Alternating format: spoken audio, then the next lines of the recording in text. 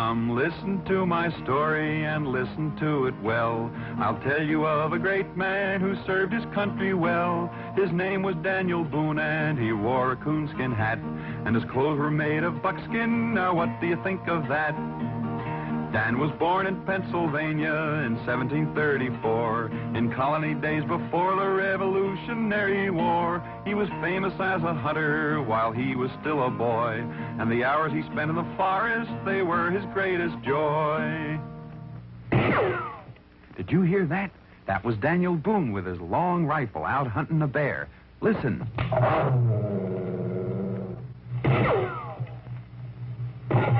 He got him. Daniel Boone shot that bear. That was when Daniel was only 15 years old. Yes, Daniel Boone was the greatest hunter and explorer this country ever had. Now, sometimes Dan hunted bears. And sometimes wildcats. And other times the timber wolf.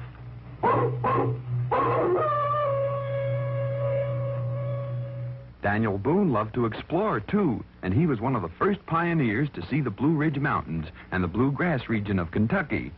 Oh, Daniel knew the forest, he knew the forest well, the mountains and the rivers and where the animals dwell. He was handy with a rifle and with a hunting knife, and he loved the open spaces, the cleanest kind of life.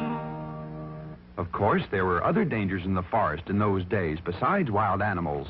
There were Indians, and one day when Daniel was exploring a cut in the mountains where Kentucky, Virginia, and Tennessee meet, an area known as Cumberland Gap, he knew there were Indians ahead, unfriendly Indians.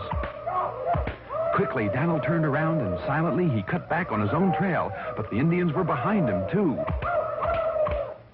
Dan was surrounded. Dan fought like a wildcat. But the odds were just too great. He was captured and taken to the Indians' camp. The Indians knew Daniel's reputation, and they tied him to a tree post to prevent his escape. That night, when the Indians were asleep, Dan found a sharp piece of bark right back of where his hands were tied. Slowly and painfully, he rubbed the leather cord against the bark until at last he was free. Then, as quiet as a cat, he escaped. The Indians followed, but Daniel covered ground so fast that he left their swiftest runners behind. He covered 160 miles on foot in 4 days, and he met his friends, settlers from back east at Cumberland Gap. During the Revolutionary War, Dan was a major in the American Army, and his great knowledge of forestry and woodlore came in handy when he fought the British and the Indians on the British side. But he was friendly to many Indians because Daniel was a fair man to red men and to white, and he never used his rifle unless he had to fight. He didn't like big cities, he kept on moving west, and he helped to build our country and tame the wilderness. When the Revolutionary War was over, Dan kept heading west until he made his final home in Missouri. There he would sit under a tree during the day, and settlers and Indians came to him with their problems, for he was a man of great justice and simple democracy.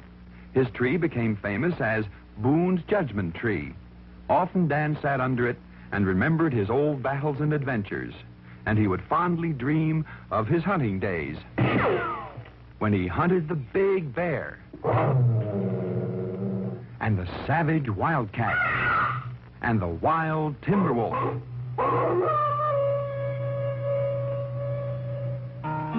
And now you've heard my story, there is no more to tell. The story of Daniel Boone, who served his country well. His clothes were made of buckskin and he wore a coonskin hat.